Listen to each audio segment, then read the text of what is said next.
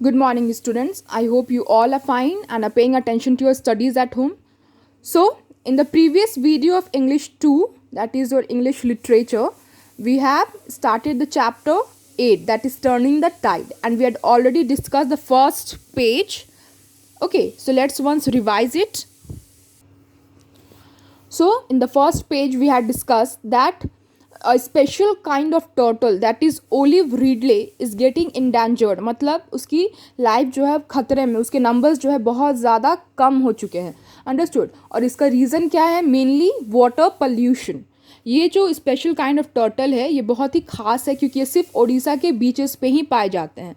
Okay. और ये एक बहुत स्पेशल एक कल्चर है इनका, स्पेशल एक रिचुअल है, परंपरा है उसमें जिसका नाम है एरी बाड़ा, जिसमें क्या करते हैं ये पूरे साल में किसी भी एक टाइम ड्यूरिंग विंटर सीजन ये क्या करते हैं, सारे टर्टल जो है एक साथ इकट्ठा होकर एक साथ एक ही टाइम पे अपने एग्स ले करते हैं. अंडरस्टूड. सो ये सब बहुत स्पेशल चीज़ें जो है अब आगे हमारे होने वाले जनरेशन को हो सकता है देखने को ही ना मिले, क्योंकि ये जो टर्टल्स हैं इनकी जो नंबर्स है, इनकी जो संख्या है वो बहुत कम होती जा रही है because of the huge amount of water pollution. Okay. Then हमने पढ़ा कि ये जो टर्टल्स हैं इनके कम होने की दो मेजर रीजंस हैं. First water pollution and second one is fishing nets. जो फिशरमैन है जब वो नेट्स गिराते हैं रिवर्स में, सीज में फिशेस को कैच करने के लिए, तो कभी कभी उनमें ये जो टर्टल्स हैं ये भी बच जाते हैं, उलझ जाते हैं एंड ये जो है नेट्स के अंदर एक सेकेंड भी सांस नहीं ले पाते. They need open space, they need free air to breathe. Okay. And that's why वो सफोकेट होकर के वो दम तोड़ देते हैं अपना. Understood. So these all are the reasons because of which these turtles are greatly reducing. Now let's start the next page. I saw my first olive ridley turtle one moonlit night in Chennai. We had just started a student group to conserve turtle. We watched the female turtle came ashore, crawl up to the dry part of the beach, dig a 2 feet deep nest with her hind flippers, and lay 100 to 150 eggs.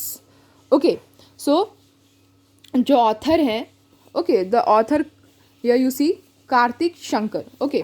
So the author Kartik Shankar, उन्होंने first time olive Ridley को देखा था इन चेन्नई के सी के पास. उन्होंने first time olive Ridley turtle को देखा था and he saw it during a moonlit night. रात को चांद की रोशनी में उन्होंने टर्टल को, ओलिव रिडले टर्टल को फर्स्ट टाइम चेन्नई में देखा था. ओके.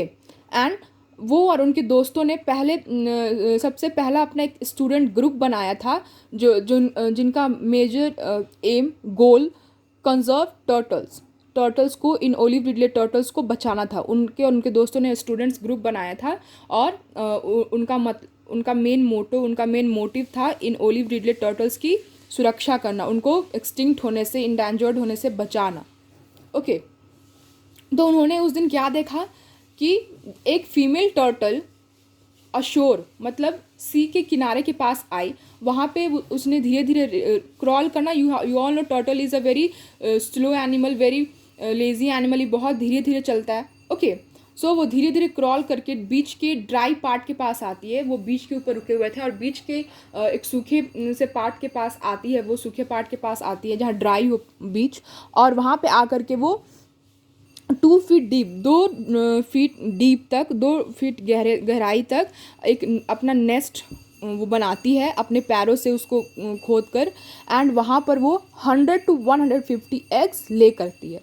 ना the hatchlings would emerge about 2 months later and under the cover of darkness make a swift dash for the sea, which they locate by the reflection of moonlight and starlight on the water. Okay.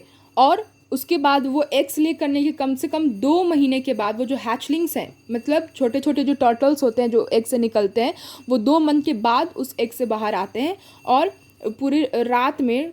Okay. Under the cover of darkness means during night. Okay. Darkness कब होगी? रात को ही होगी. तो वो एक Swift dash मतलब धीरे धीरे करके सी के अंदर जाते हैं और सी के अंदर कैसे वो जाते, कैसे लोकेट करते कि उन्हें कहाँ जाना है, by the reflection of moon light, moon की जो रोशनी होती है, चांद की जो रोशनी होती है रात में, उसके सहारे कैसे भी वो हल्का हल्का देख करके अब सी के अंदर धीरे धीरे जाते हैं। Understood. Now, nearly 20 years later, some of those hatchlings have hopefully reached adulthood. 20 साल तक जैसे तैसे वो अपना सर्वाइव करके अडल्टहुड मतलब बड़े हो जाते हैं।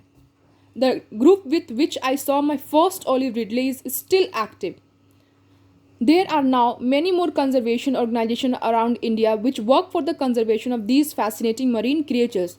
और जिस ओलिव रिडले टर्टल को उन्होंने ऑथर ने देखा तो वो अभी भी अलाइव है, अभी भी सर्वाइव कर रहा है, और उनके ही जैसे जैसे उनका स्टूडेंट ग्रुप था प्रिजर्व करने के लिए इन टर्टल्स को, वैसे अब बहुत सारे कंजर्वेशनिस्ट ग्रुप हो। कंजर्वेशनिस्ट ग्रुप मतलब वो पीपल, वो लोग जो ओलिव रिडले टर्टल के जैसे ही जितने भी एनिमल्स हैं जिनकी लाइफ अब खतरे में, उनको प्रोटेक्ट करने के लिए, उनकी सुरक्षा करने के लिए, उनको बचाने के लिए काम करते हैं। तो अब ऐसे बहुत से ग्रुप हो गए हैं इंडिया में जो ऐसे स्पीसीज़ की कंजर्वेशन के लिए काम कर रहे हैं।